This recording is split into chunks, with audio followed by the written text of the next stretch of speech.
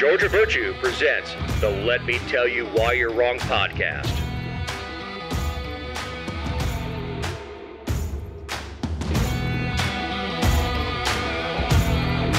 Welcome to episode 217. This week we have our Theft and Leak special. I'm Dave Roberts. With me is my partner in this endeavor, writer, journalist, owner of the Georgia Virtue, dog mom, Jessica Szilagyi. What's up, Dave? Howdy, howdy. How are things down in South Georgia? Hot. Oh, amen, girl, amen. But I'm not complaining. Yeah, you can actually go out and get some sun. Yeah. If you had any time. Well, yeah, for sure. I mean, I don't like the cold, so I'm not going to complain about the heat. Like, I might say, oh my gosh, it's so hot out today. But deep down, I don't care. Because I'm a happier, better person when I'm tan and warm. Better person? Yes. Well. Is work picking up for you? Oh, yeah. I see. It's one of those things. I go from trying to drink from an eyedropper to drink from a fire hose.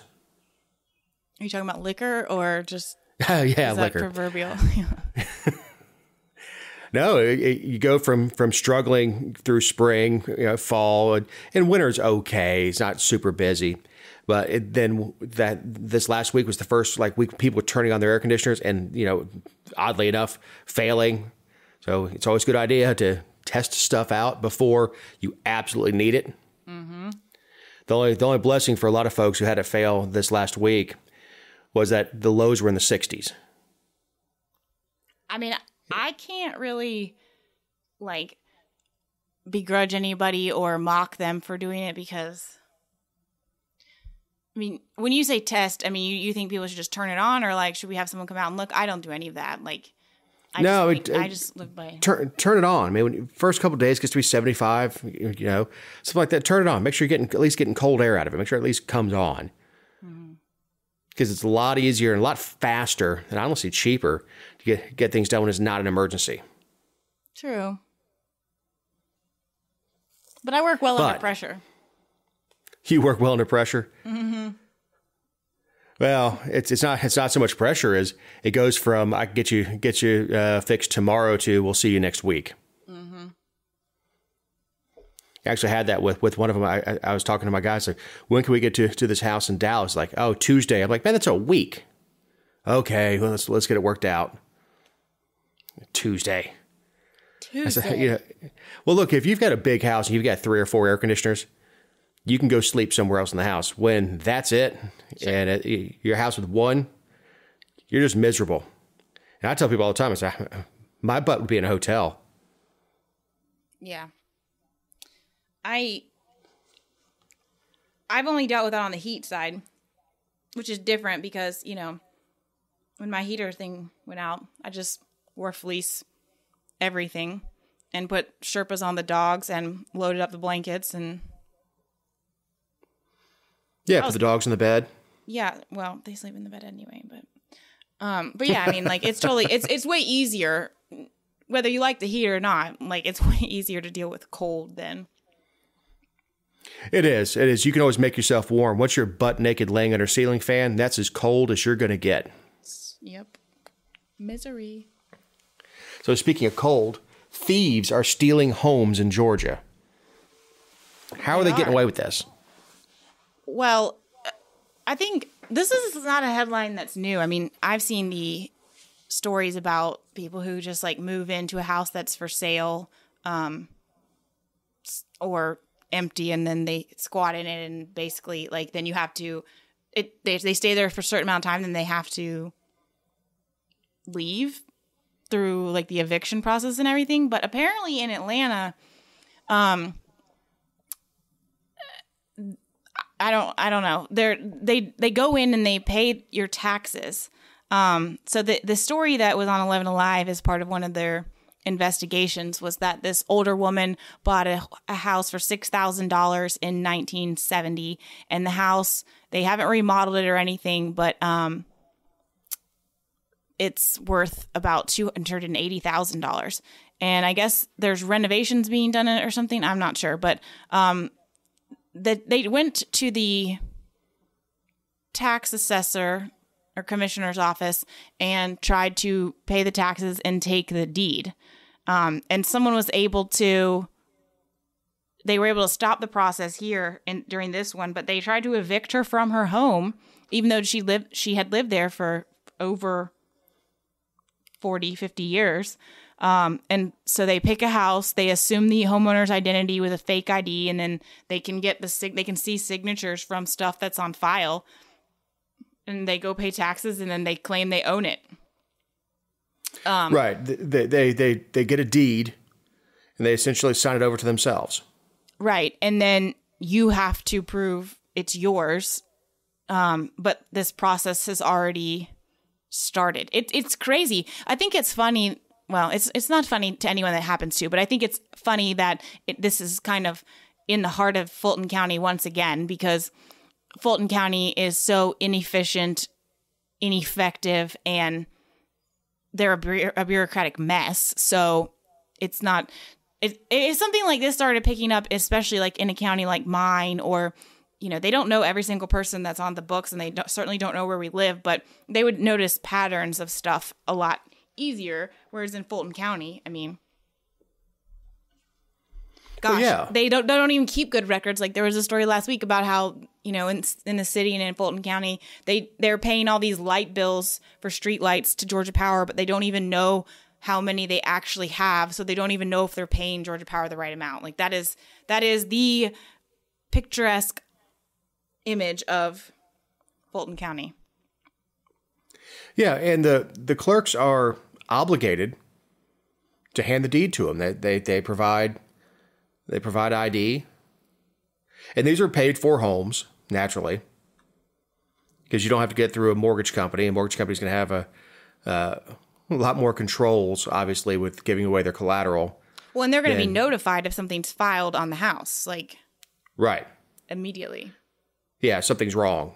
Right. So essentially, they quit claim deed to themselves or their friends, and they just stole a house.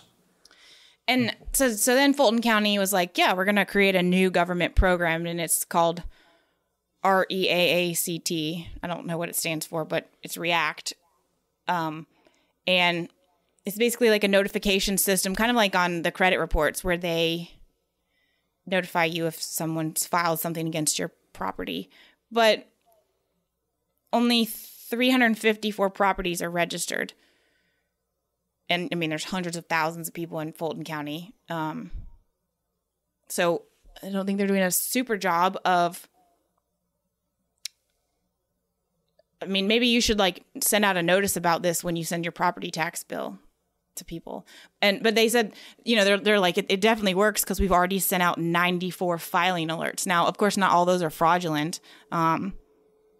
There's a number of reasons that could be paid for, but just government. I mean, I guess my thing is like, yes, it's the government's responsibility and duty to make sure that this kind of stuff is legit. And, we have to like verify, we have to provide legit identification and lots of things to get anything, but somebody can go in with forged documents and there's not really anything stopping them here. But my thing is like, if they can't just inherently protect the deed and the property and all these things, like what makes you think that another government program is going to do that is either? Right. So failure of government naturally means we need more government. Like a lot of credit monitoring things come through third parties. Like I have CitiCard credit card, and I mean, there's like a unique credit monitoring service through them for my credit card, and I can give them access to additional stuff if I so choose, which would obviously be more effective than Fulton County government doing it. But it's crazy that this is possible. It's interesting to me. I mean, of course you're taking I don't know how much the taxes are. I can't imagine. Fulton County taxes are through the roof, but I can't imagine how much they are when you've paid a house off and it's like a lower end home. But it's a risk to it to pay someone's taxes, and then like you're banking on being able to ditch them and sell it for a profit. Well, even the taxes are $3,000 with, and if you do, you only need a couple $300,000 houses to make that back. It's ballsy, I'll tell you that, because what they're hoping is they know the system better than the victim, which they do, and people will give up, or the house will sell before, and now you've got 2 or 3 layers of owners that have already had taken possession before you can go back and say, hey, that was my house. Yeah. No, so I mean, look, it is an old story. I mean, this goes back centuries with misfiling deeds and being conniving with getting people's land away from them. Or out west, it was always mineral rights. They would you could own the property on top and take their mineral rights from them. I love lawyers, though. I mean, this, of course, in the awareness of all this, there's lawyers who want to capitalize on being knowledgeable of the situation, so that if you've been wronged or you think you've been wronged, then you'll reach out to them. But he's like giving these tips and of how to protect yourself and warning signs to look out for. And he's like, if your tax bills or your utility bills stop showing up, those are warning signs. Well, no kidding. Yeah, but is it though? Now that every utility wants to go that's true. Paperless, that how do you know? If someone were to hop online and assume your identity and take your paperless statements or getting themselves, or just sign in and start paying your utility bills and go, oh, okay, well, I must have overpaid last month, whatever. Yeah, the old days of getting your phone bill every month, I mean, I haven't seen a Verizon bill in I don't know how long. Yeah. I don't even see bank statements anymore. I get an alert that says, hey, your statements are available online. Yeah, which I don't have a problem with, so long as... Well, if your stuff stops showing up and you were on that, like you wouldn't get it online either, would you? I would assume not. But people have to be cognizant of it. It's bad that you have to be that protective over what's already yours. Well, and I mean, certainly you don't have I don't think that the information reveals your age, but obviously like the elderly are more likely to fall victim to this because it does show your age. If I were to pop your address in right now, I could put in who lives here, and it would come up with your name and your approximate age. Sure. Right. I just meant like from a deed itself. You'd have to search properties. I don't know how they scout out what property they're going to capitalize on. I was just saying though that like especially if your home is paid off and you're an elderly person, like you're more likely to just kind of forget about it because it's not on the whole reason you paid off your house was so that you didn't have to worry about it. Like, yeah, theoretically. Right. Yeah. Elder abuse is a big thing with financial crimes. The same thing. This has been going back a long time with people sending money to strangers. The Nigerian scams. So a distant relative has died and all it needs is a transfer fee. Even when I was in banking, this is going back 25 years. I would see stuff. I would see people going and getting large cashier's checks. And what are you doing? Oh, I won this, or I'm inheriting this. I just have to send some money. Like, no. Let me explain something to you. So I don't get the mentality because I'm the kind of guy helping an old lady across the street. But as far as criminals go, as far as scumbags go, is those are the most vulnerable. Those are the ones we want to pick on. Those are the ones who will fall for my scam. Yeah. And it all comes a lot of the old scams would come down to greed. This is just you just didn't know. I mean, Can you tell me the last time you paid your utility? I can't. I assume it was last month. Yeah. My tax bill comes once a year. No, I mean. So, I mean, if you, who's, I guess if you're talking to everybody else and they're griping about their tax bills, Sure. And you haven't gotten yours, you should probably start asking questions. But who knows? Well, and if a scam artist isn't going to get your home, the government will. Speaking of scam artists, they are the professional. In some states, if you miss one tax payment, local politicians can take your home and sell it and keep the profits. Yeah, this is a huge problem right now, too, especially with the way the market, like with the inflated prices, because, I mean, how much does the government stand to gain? A crap ton more than they did when your house had gone up $5,000 from the year before, you know? Oh yeah, and the story that you shared is a Stossel story, and I like John Stossel. Me too. He presents libertarian views in a non-lunatic way, in a reasonable way. Of course, he spent his entire career in journalism and presenting stories, but we have one of the examples was. And this was overturned, but they tried to sell a guy's house for $8 in taxes. $8. The amount of the filing fees are not worth that. And I mean, this happens far more than the other, which is why the government is so freaking dangerous. But, you know, a lot of times, like, especially if you're on a payment plan, like if you've gotten behind and then you set up a plan and you miss a payment, it triggers a faster, I guess, sale than if you were just 30, 60, 90 days behind in general. So this woman in Michigan, she missed a payment that was about $900. So they sold her house and sold it. It was worth $286,000 more than what she owed on it. Like, that's a crime. They got to keep the profit. Oh, and why was this one overturned?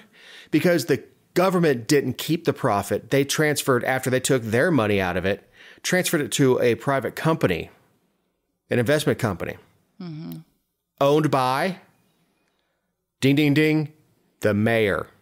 Well, the mayor took the house and sold it to himself. Which doesn't surprise me. I mean, nothing like that surprises me anymore. Like there's a reason for every program we have. Like that React program, you know, somebody somewhere was tipped off to the idea. The speed cameras somewhere, like those were the companies are founded by cops. Like somewhere, everywhere, this stuff comes from somebody who's like, think of the money we would make. But like for me, first of all, since when does the government get to take more than you owe them? Like if I owe you $900, then and you take my house to sell it to get your $900, you get $900 plus, you know, any fees. Worst case scenario. Right. Yeah, and that's how it works with any other lien. If a mortgage company has a lien on your house is worth $300, you owe $150. You lose your house, they sell it, they get their fees. Now, somehow, the bank always comes out on top, but they sell the house in the auction block. Theoretically, whatever's left over goes back to the borrower because the lender has been made whole. With all the fees and everything else, whatever's left over goes right back. Apparently, that's not how government works. If we take it, it's ours. Imagine if this woman was in like bankruptcy or something and, you know, she had other debtors to pay off or other, you know, lien holders or something. I mean, like, and you just took $285,100 more than you were entitled to. This example, I believe, is in Michigan. Yeah. Which, there's. And this is a woman who works hard. She's a LPN or some sort of nurse's assistant, works in a brain care unit. You know, this is not somebody trying to get over. She's trying to get right with her taxes, and her local government snatched her home from her for missing. not only that, when she saw the notice, she tried to go pay it, and they said no. Yeah, which is what you hear often.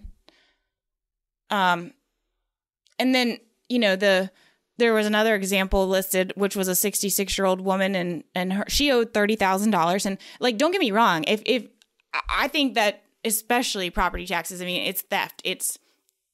They're using force, and you'll never own your home in a million different ways. I hate it. I'm not saying, but I'm also, if that's the law that we have until everyone decides not to pay and we collectively say we're not doing it anymore, this is what we have to do. So if she owes $30,000, she owes $30,000. So 66-year-old woman's now living in her car because they sold her house within a day of evicting her, pretty much, or a couple days, and they kept $242,000 in the difference, or $212,000, excuse me. I mean, so she's sleeping in her, you've stolen from her in not beyond what you were entitled to as the statute that you've written. And there's 11 states that allow local governments to do this. Yeah, and there's actually a program, and this is not for homeowners, this is for investors, where you can buy out tax liens. A lot of people do that. Yeah, it's good investment because you're allowed.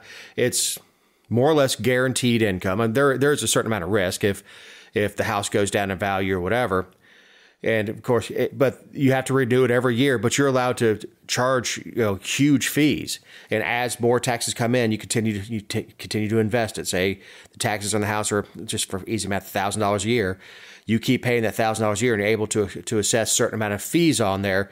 And whenever the house sells, you collect it, or if it gets to be enough, you take the house. Do you agree with that? In principle, I'm with you. I don't agree with property taxes at all. The company. But if a company doing it or an individual doing it, I mean, the municipality is being made whole. Right, but it seems a little predatory. Of course, it's predatory. Well, why do we regulate some predatory stuff and not others? Why? Who knows? Because of who's paying who. I don't know. Right. Look, you can invest in life insurance. Not yours, somebody else's. Somebody else has got a terminal diagnosis. You can buy the life insurance from them. Go ahead and pay them cash so they can live the rest of their life with cash in their pocket. And when they die, you collect their life insurance. There are a lot of things you can invest in that. And look, that's not necessarily predatory. That's these people get to use their life insurance. Yeah, I'm not sure I wouldn't consider that nearly as predatory as taking somebody's house. And look, in Georgia, I don't think you take. Well, from what you were saying about how, if you owe $1,000, you're making $1,000 payments, and every time it's like, I don't know how I feel about that. That's. Well, it's just out. It's a far better thing than the government snatching your house and keeping all the money. So, and if you're going to look at wrong as a spectrum, it's less wrong the government snatching your house and giving it to the mayor. So I don't know. But what we can say is that the lawyers for the government's argument of it's not wrong. What's wrong is other taxpayers having to subsidize the people who aren't paying their taxes. Okay, but that's not what we're talking about. We're not talking about you taking the house, throwing it up at auction, keeping what is owed, and giving the owner back whatever money that she, in this case, she is due to her. That's not what we're talking about. And the only way this municipality got away with snatching this woman's house over $900 was the government. It was ruled that the government itself did not keep the money that they gave. That they then transferred over to another entity that was going to. And look, this is a way of taking lower income houses away from lower income people and giving it to investors who are going to, in the government's eye, do away with the blight. Or not, or just improve the tax base. So that's what this is all about. This is in her particular case. This is not of course, it's about the mayor and I think the city manager both own this company. making a ton of money. Of course it is. I mean, I think that company, if what I saw in if I recall what I saw in Stossel is correct, it was like they made $10 million last year or something like that. But the mayor won't disclose how much he made personally and won't return phone calls to talk about it. You know, how much a company makes is pretty much public information. So anyway, so if that's not depressing enough, this is a good time to remind you that these are our opinions and not those of anyone not on the show or any respective company for which we may work, own, or otherwise associate ourselves with on a regular or irregular basis. Also, you can find other episodes and relevant stories over at thegeorgiavirtue.com. Headline of the week: leaked SCOTUS opinion on Roe v. Wade. Yeah. I guess it was Monday. Yeah, it was Monday that it happened because I was on the phone and got a news alert, and it was, you know, the opinion is on Dobbs v. Jackson Women's Health. That's what the decision, like, it's not like they're reconsidering Roe v. Wade, and I feel like it's a little bit misleading. But of course, so I'm like, but I see the headline that they're, you know, poised to overturn, and they voted to overturn Roe v. Wade, and I'm like, wow, that's interesting. And so I look at the article, and they're talking it was the Politico article, and they're talking about how the 98-page draft was leaked. And I guess I am a little jaded by leaked stuff because of my own job, but I wasn't like, oh my God, a leaked opinion. I mean, I thought like, wow, that's new for us, because we haven't, I mean, they've done it before, but we haven't, it's not something we commonly see, right? But like, I wasn't like, oh my God, I cannot believe this. Like, a Supreme Court opinion, draft opinion has been leaked to the public. What do we do? Well, it's not that a document was leaked. First of all, it was a draft. Right. It was a first draft. Now, I am of the opinion that these things should not take 2 months to come out once the votes have been had. Mm-hmm. Like, the case has been heard. The justices have. They are very antiquated with the way they do things. They all go back to their own offices, and they write their opinions on things, and then I guess they make copies, and then clerks run it between the offices, and they go back and forth, and then they have their vote that way. They don't actually sit in one room and discuss it. Right. Which is odd. Because that's just not how you anticipate, or I don't think that's how anyone envisions the Supreme Court of the United States operating either.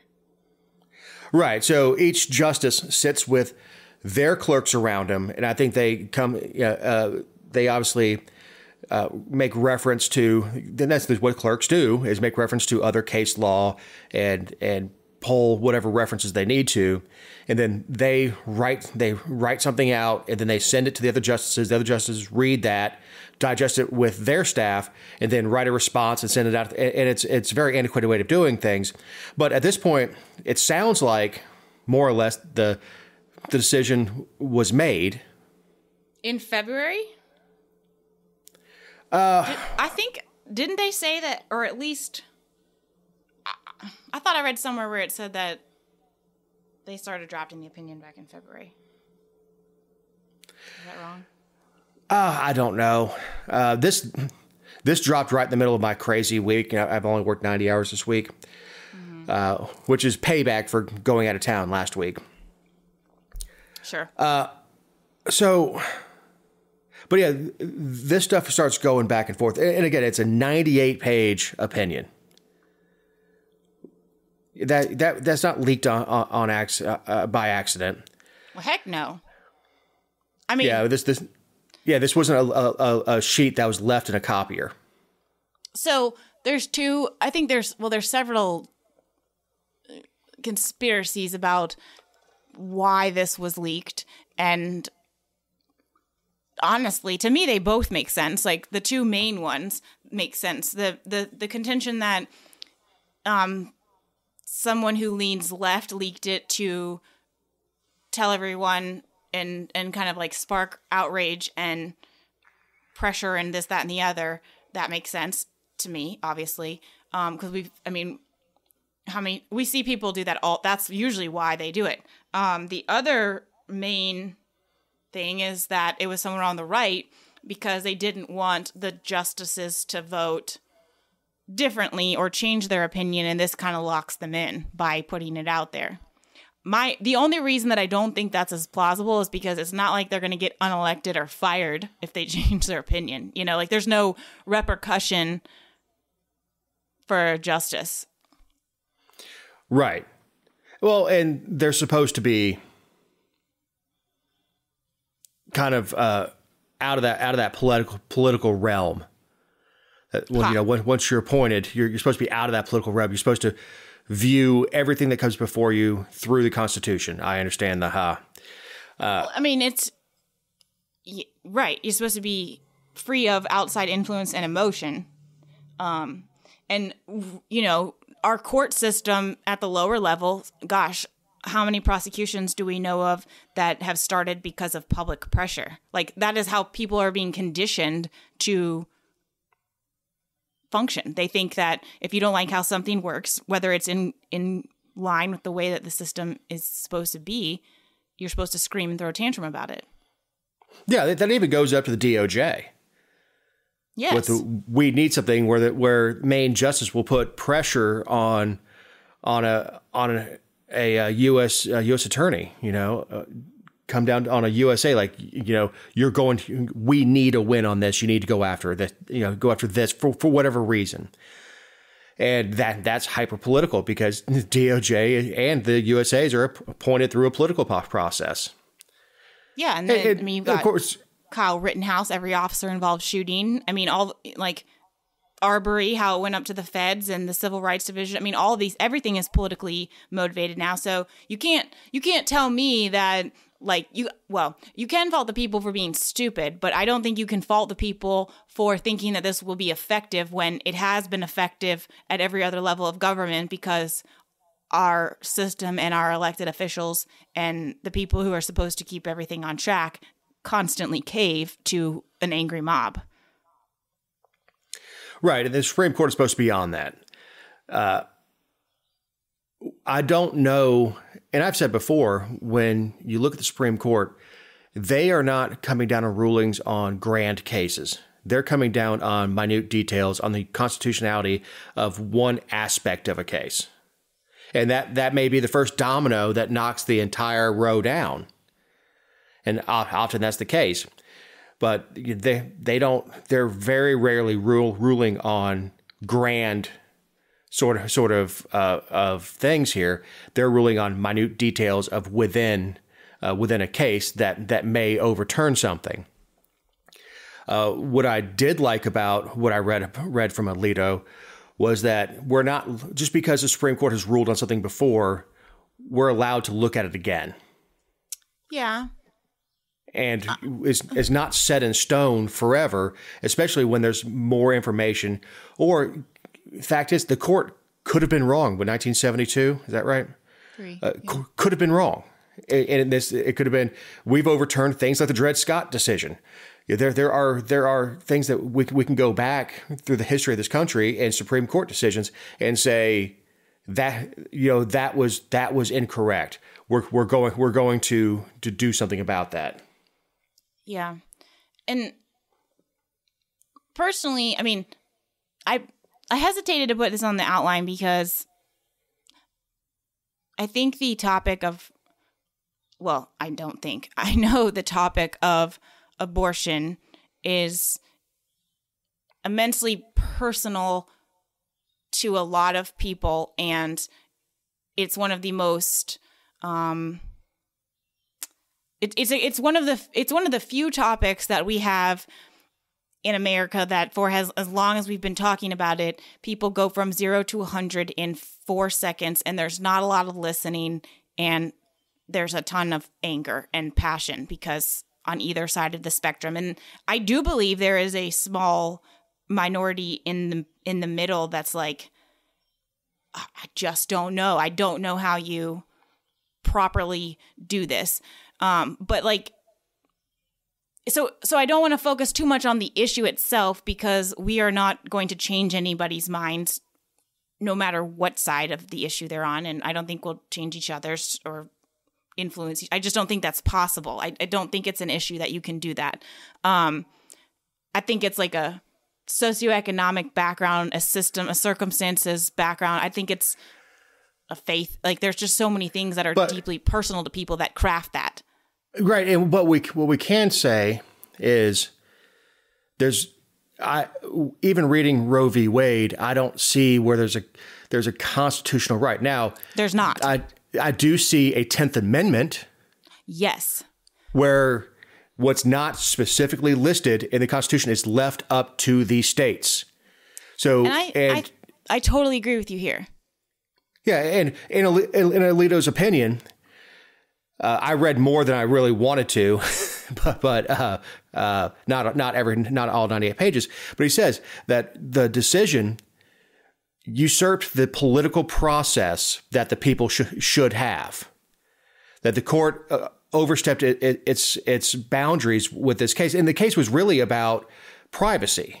The case itself was around abortion, but it was not.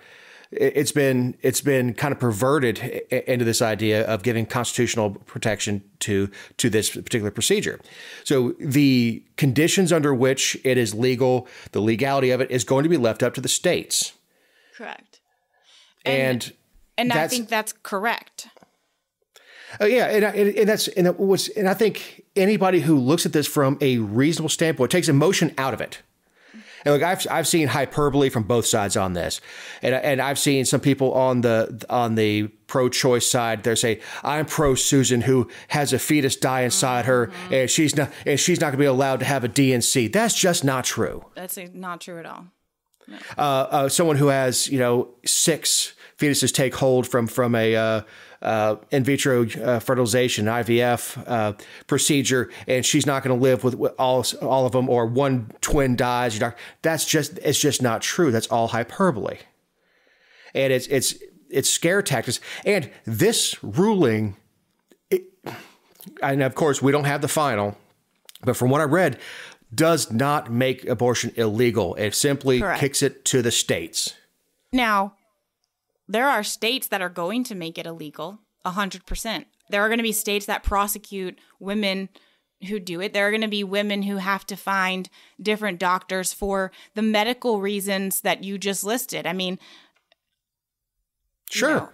I think that's a reasonable. I think so. When it really gets truly down to the medical side of things, like the life of the mother in particular, like I don't want to get into the others, but when you're talking about the life of the mother, I mean, a lot of times, irrespective of the laws, you might have to find another doctor just because the doctor is not, yes, they have the oath to, do what they can to save your life, but you might differ on that approach and you might have to find another doctor. That's not really influenced by the law. So for me, like, I don't see that as something that, No, and even with my knee surgery, I shopped doctors.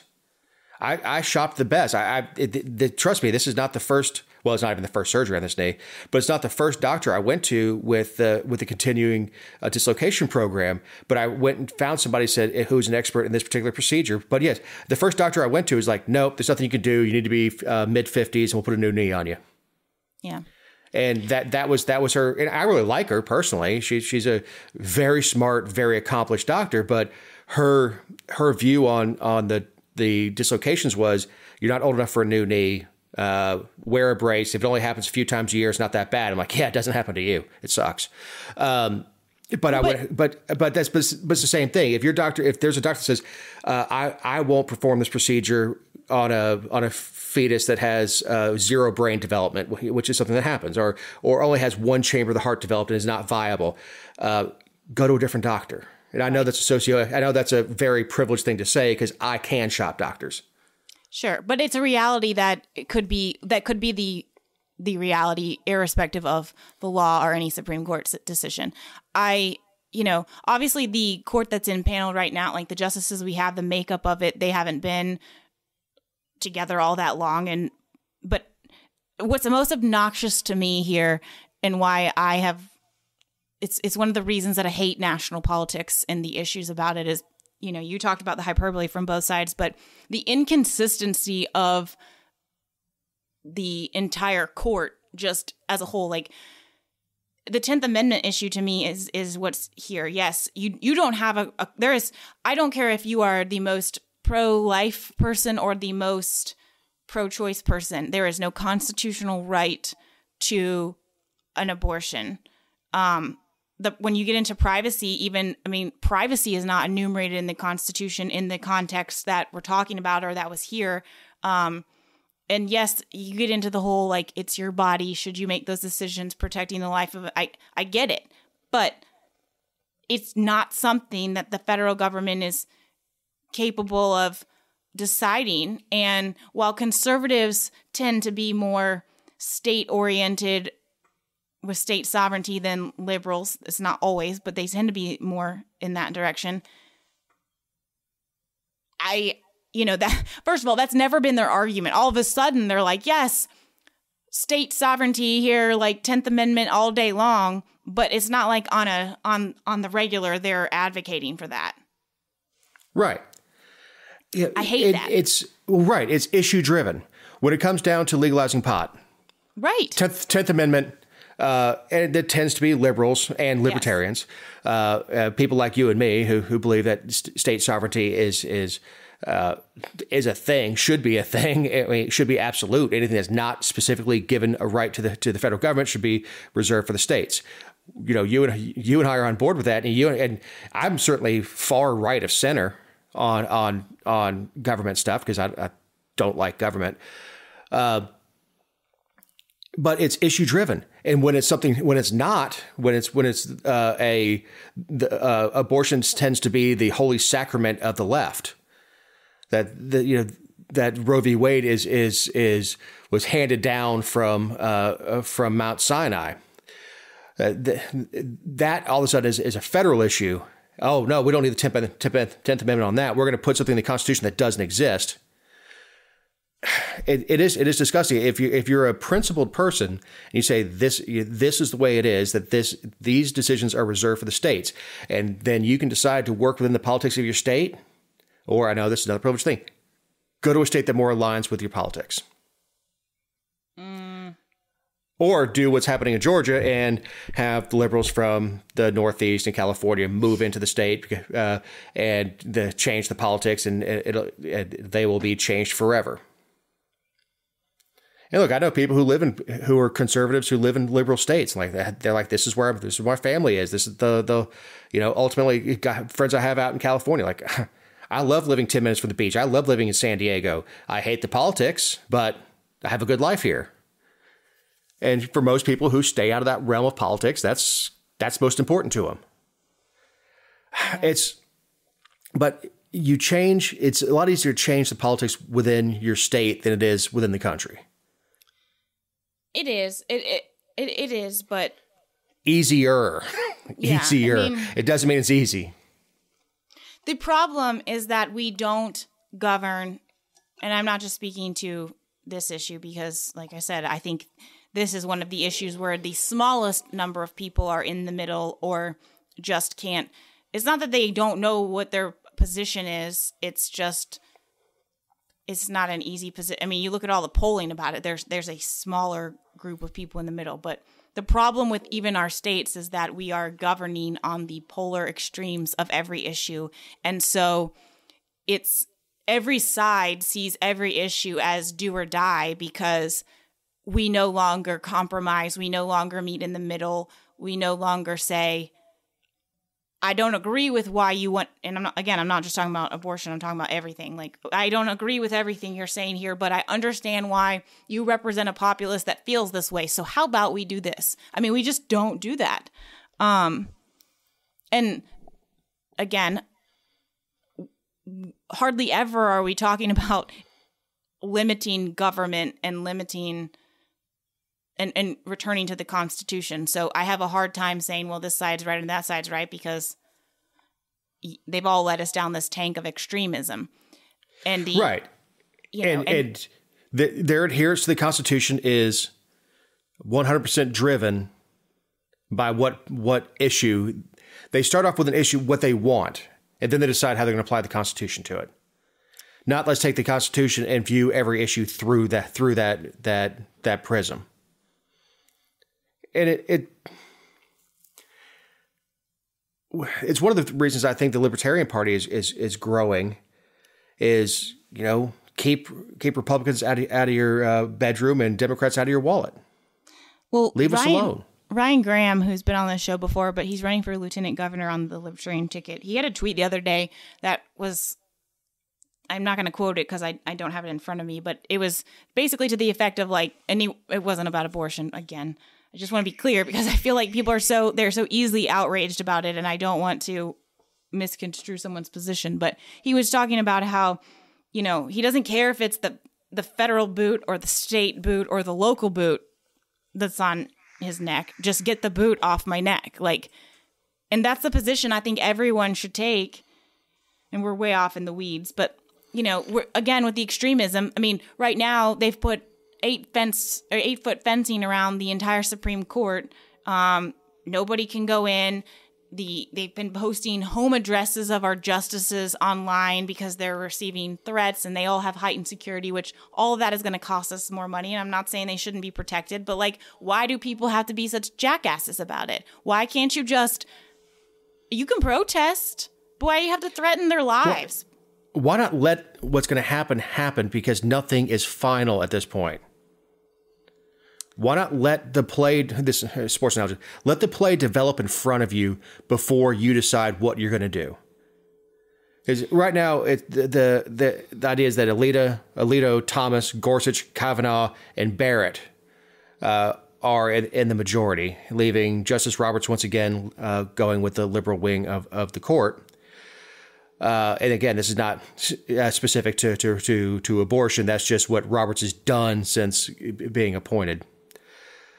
But yeah, doxing which I don't even, it was such a stupid word, doxing these justices, you know, we forget that these justices are friends outside of their opinions. There's only 9 of them. One of the most conservative and most liberal justices were two of the closest friends with their families vacation together. They're both dead now, but they absolutely adored each other.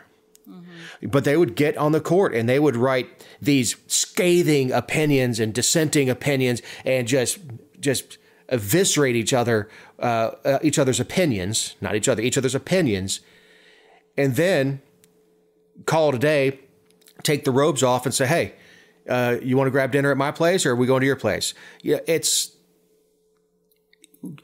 people just lose their minds, and we don't even know exactly what it's going to say and exactly what is going to happen. Why don't you save all that energy for your state legislatures? Because there's two parallel tracks. I mean, talking about what you're talking about, that's not, you know, there's the Republicans who are like, oh, thank God, finally, after all these years. And then there's Democrats who are like, women are going to die. Here we go.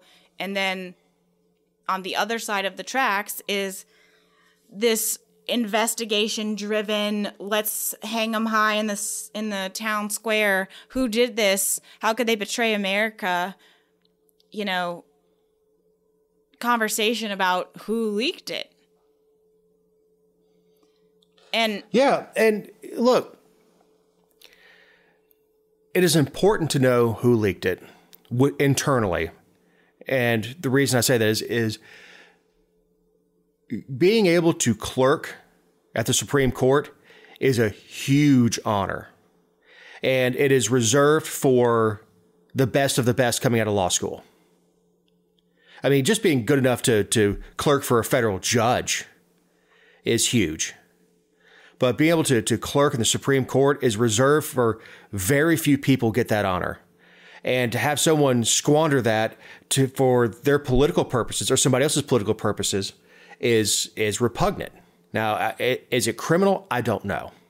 Should it be criminal? I don't know. I know that there is an opinion that it certainly can be.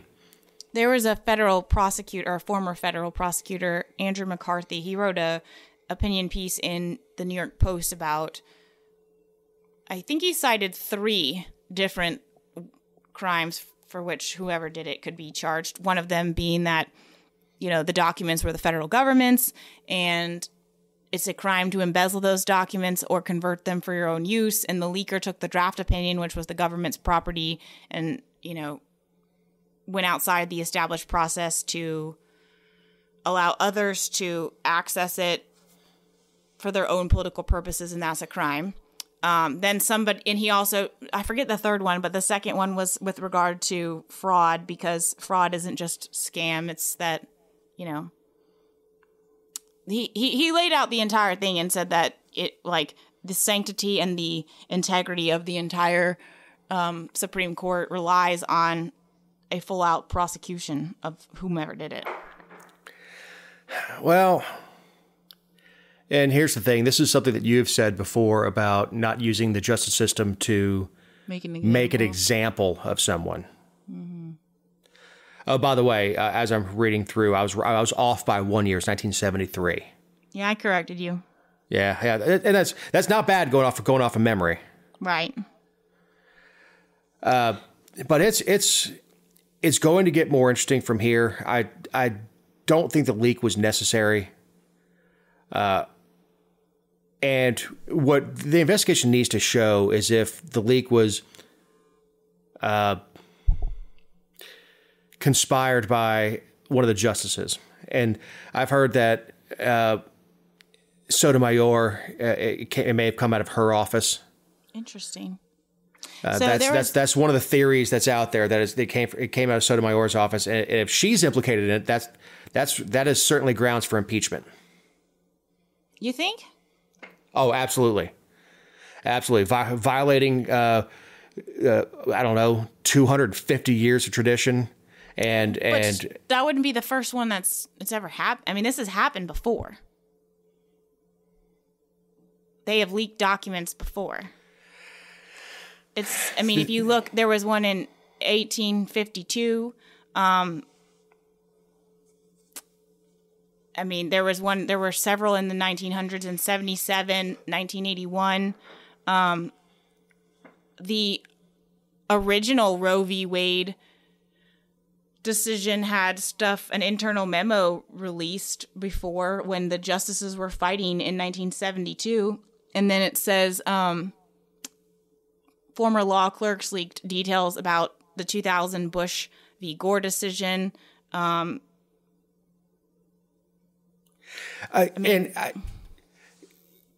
you think motive goes into it? It's one thing for a reporter to get a hold of something or to work sources. It's another thing for this before the decision comes out, if it was an attempt to sway those 4 justices or 5. I'm not sure. I'm not sure. I hate intent. I hate conspiracy to do whatever charges, because it's just like hate crime stuff. You don't know what was going on unless they tell you, unless somebody comes out and asserts that that's why they did it. But, during the investigation, they find emails, or they find something that says, "Hey, we've got to get this out so we can stop it." Something like that. Yeah, I'm not sure, but I'm looking. I'm not saying there are those emails. I just don't know. But there's a case. Even as recently, it says Justice Breyer in 2022. It said that in an Arizona v. City and County of San Francisco, California, during oral arguments, he basically leaked information about another case that the opinion hadn't been released, and then it said that in 2019. The CNN reported about Roberts switching votes before opinion was published. And so I don't know that it's because of the case. Most people don't know what Department of Commerce v. New York is, or NFIB v. That's a very good point. 98% of what the Supreme Court does never makes the news. Right. It only matters to the people who filed it, Right. And again, it's minute details. The only time we hear about it is when it's a groundbreaking case like this. It's guns. It is death penalty. It's something like that. Second Amendment, death penalty, Roe v. Wade. This is when Supreme Court makes the news. 98% of the time, they go about their business. They hear cases. They go back. They do their thing. The decision comes out in a couple of months, and everybody moves on with their lives. And the general populace, unless you are a legal scholar or just a policy wonk or someone who just, loves following these sort of cases, if you're not involved, you really don't know because it never hits the news. Well, I know we're running long, but I did want to just mention one thing about Georgia because there's been so many heartbeat bills and restrictive abortion bills passed in different states in the last 3 years or so. People are talking about like what Georgia's going to do, and we are different because the heartbeat bill that passed here was not a trigger law. Like if the federal government does this, then we do this. Ours was, this is what we're doing. And so when they passed it in 2019 and then it was struck down in 2020 because it was deemed unconstitutional. So an injunction was issued. The state appealed that, and that appeal has been pending because the U.S. Court of Appeals knew that the Supreme Court was going to be taking this decision up, so they haven't ruled. So if they do what they do, as according to the draft opinion, our law will still be suspended, and Kemp will either have to call a special session to go back and change it or pass something else, which, depending on what's going on, I could, the timing and everything, I could see that happening. Or they'll have to wait till the next legislative session, but ours won't just by default take effect. So, well, it'll be interesting to see what happens in November, and if a special session is called in, I don't know, December, should Stacey Abrams walk away with it, waddle away with it, or whatever. Now, that it is from if you enjoy observing politics and you can remove your emotion from it, it will be an interesting 12 months to watch what happens around as individual states decide what they're going to do. Should this decision stand up? Look, nothing is official until it's inked. Things could change. Part of the process of them writing majority opinions and everything else is to share it with each other, which is the only reason that liberal justices would have had a copy of this. Is he's not just sharing it with the people who were siding with him, is that it's going to all the justices. Mm-hmm. So I know, Jessica, we're running long. Do you have any closing thoughts? No, I want you to get to yours. So we have a Democrat running against Marjorie Taylor Greene. Well, at least he's in the primary. I don't know if he's got any real opposition. His name is Marcus Flowers. He's an Army veteran. I didn't even know who this guy was until I saw a commercial with him wearing a cowboy hat and then flashing to him wearing a body armor in Iraq or Afghanistan, that showing what a hard ass he is. But the details in this guy are very, very sketchy. Like, he doesn't really discuss what he did in the Army, or what he did as a private military contractor, other than he said logistics. And look, there's nothing wrong with logistics. I mean, the reason Russia is stalled in Ukraine is because of logistics. Logistics is a huge part of battle, if not the majority of the battle, because it doesn't matter how hard your guys train. If they can't get beans and bullets, they're hosed. So nothing about it, but he doesn't discuss it. He married a Russian that he met in Afghanistan, I think. Married her like a month before she gave birth to their child. They had a very weird relationship. Some say violent. At some point, he tells her they're going to the store, puts her in the car, drives her to a homeless shelter, and tells her to get out, or he'll call the police and have her deported. Drops her off at a homeless shelter. Yikes. There's some really weird things about this guy. But when you look at the illusion that he's putting up, he's an Army veteran, how he's out there in a cowboy hat, he's going to be constituent services and all this stuff. And as soon as you start to crack through that veneer and kind of look what's behind, it's somewhat scary because, I'm not totally opposed to somebody who's big on constituent services and veteran services, things like that. Depends on where he is on other stuff. But he is only showing us like 2 dimensions of his character without seeing everything else that's that's going on with this guy. So you have to really dig to find it. You're not going to find anything on his Facebook page. You're not going to find anything about what he did for a living for the Army or for a private military contractor on his campaign page. I found a story from like July of 21 about this guy. And I think there was a story where he was trying to run before and ended up withdrawing because he was in the middle of a divorce. And I think this was from the Russian woman. He's now married again, and apparently at some point the ex-wife and the wife and him and the child were all living in the same house. It's some weird stuff going on. And the woman complained that she lost her child to him because she was in court and didn't really understand what was going on because her English is not the best. And even if you speak English, legalese is hard to understand. And if you don't have the resources for an attorney and translator and everything else in court, I'm not saying the woman's not nuts. I have no idea. I mean, all women are nuts to a certain degree. It's just, finding the right sort of insanity that you can live with. So, on that cheery note, and you agree with me too. Mm-hmm. You're nuts. Mm-hmm. So, for Eric Cumby, our awesome editor, for Eric Szilagyi, for Eric Szilagyi. Oh, I just married Eric to you, and he took your name. For Jessica Szilagyi, my partner in this endeavor, who apparently I don't know her name after 3 years. I'm Dave Roberts. Have a great week. Oh, I've been running from the law. Hope they won't shoot me down soon. They sing on a sleepless night. Try to catch me howling at the moon.